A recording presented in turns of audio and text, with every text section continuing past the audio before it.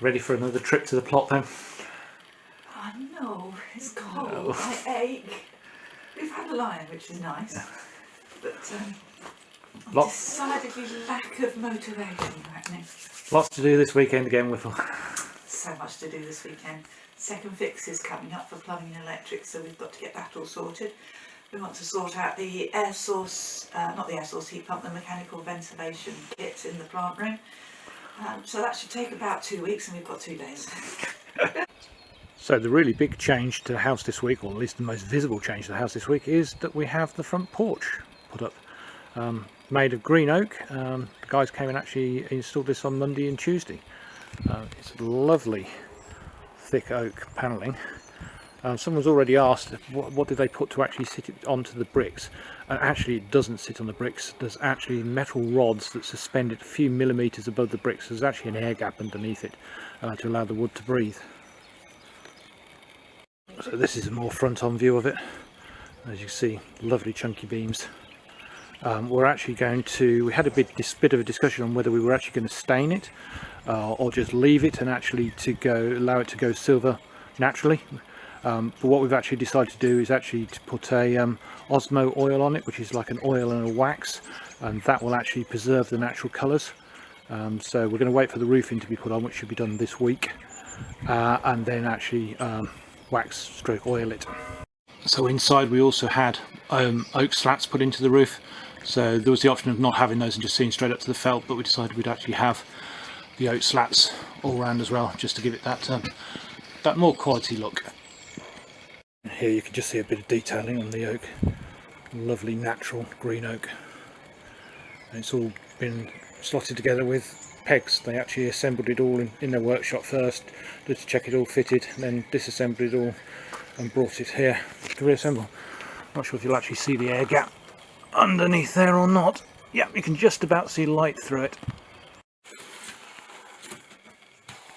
So we're just trying to start assembling the mechanical heat ventilation system. This is the cold air inlet pipe that comes from the outside into the plant room, and Helen is now attempting to seal it and airtight it before we put some more plywood on this wall, which will actually cover it up and we won't be able to get to it. Wonderful stuff, this foam. So you got a nice big drafty hole just there then. Yeah, it's just a bit drafty. Oh, and see a view that we'll never see again.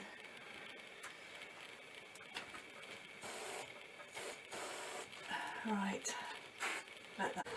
So this is just putting a bit of foam on the outside, just to pack it in. And then these will have to be cut to length and proper mortar put around them.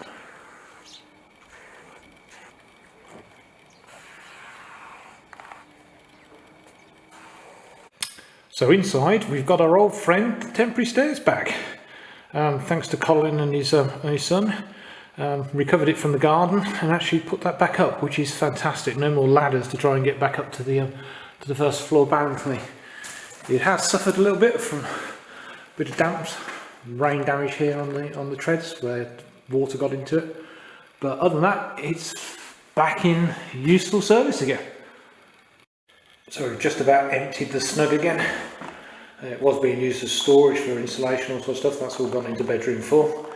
And the reason for that is on Monday they're going to come and fit the flooring in here and also the office downstairs. So this is actually the granite hearth that the log burner is going to fit on. Helen's put 2 coats of like a stain resistant preserver on it over the last week, so that's now ready once the flooring's in to actually go into place over in that corner just over there, and the fire to be dropped on it.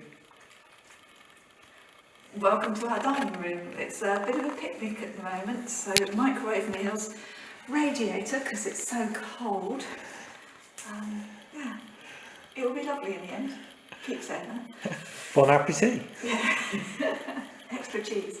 So while Helen's eating that, I'll just swing very slightly this way. So that's the entrance to the kitchen lounge, And actually this week we've had all of the kitchen units fitted in there and also in the utility, but we're not going to show you. We're actually going to keep that for more of a reveal because it still hasn't had all of the quartzite worktops put onto it, lighting, etc, etc. So although there are some cabinets in there now, all nicely fitted, etc, we're going to tantalisingly go, oh, there's just a very, very small corner of one. Okay, so the foam has set, been cut back, and now Helen has actually wrapped it with airtight tape. I would have used the Procliner tape, the really stretchy blue stuff. I've run out of that, and this is one of the last things I need to airtight, so it's had silver foil tape, and that should be good enough. It's behind the airtight membrane, and it's about to get covered by this bit of plywood that we've cut out. And then any tanks or anything like that can then be bolted onto this. So all the plant room walls have either this, so 3 walls is 18mm ply, and this one has got OSB behind the behind the plasterboard, although we don't think anything's going to be hung on this one. If there's one thing H can't resist, it's using power tools. Rather not doing it up on a ladder, but there you go. So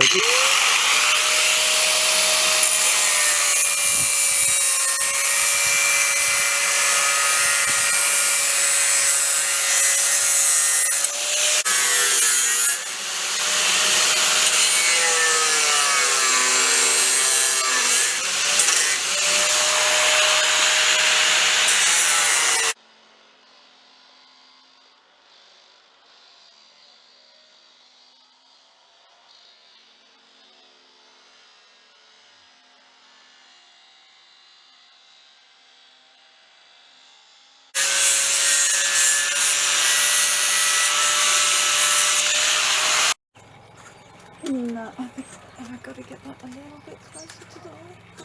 I think I need to get it closer to the wall. okay, does it look like it needs to re-screw then? So you couldn't get the screw in on that right hand side? I think this is just a bit protruding, so it's not sitting flush enough to the wall. Okay, grinder time again The then. power tools. Take 2, let's see if it will fit close enough to the wall now. Oh yeah, much better. You can feel it pushing against the wall now. Cool, so we just need to get Just it, need to get the screws. yeah, cut the roll plugs, drill it Yeah, and push it in. cool. Job done. Almost done. So while I'm doing my second least favourite job of painting downstairs, Helen is starting to lay the luxury vinyl tiling in the main bathroom. Joy. How's it going? It was just a big puzzle to figure out how to get the best size tile at each end and the best size tile at the sides, and then that's going to change when we get past the shower tray. Ideally I would have started at that wall and worked this way. We just have to make your choice and go with it at the end.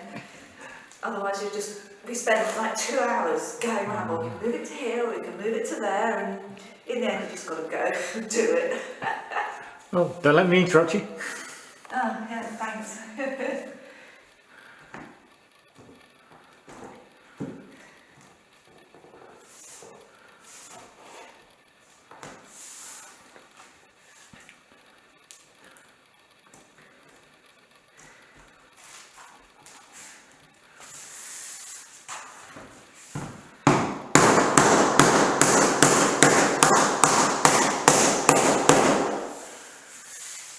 She's pretty good with hammers as well as power tools. When it goes right, it's absolutely seamless.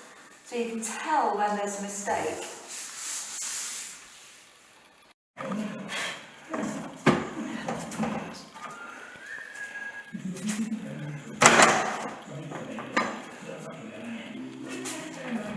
So she found another power tool to play with.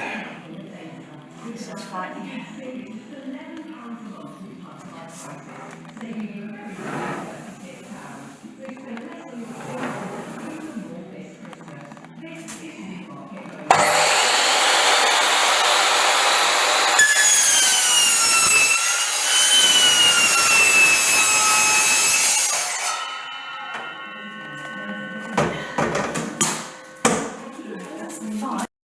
So I don't usually show you this view. This is actually the view out of the other snug window. You usually see the view out of the main windows across the valley. But this is actually the view to the rest of our garden, the back garden. So you've got the orchard bits there, now lost all their trees. And then over here, that's the pond, which is rapidly filling up with water. Some of it that it normally does. It's also being topped up with the rainwater that's coming off of our roof through the pipe that we discovered that runs across the meadow to it.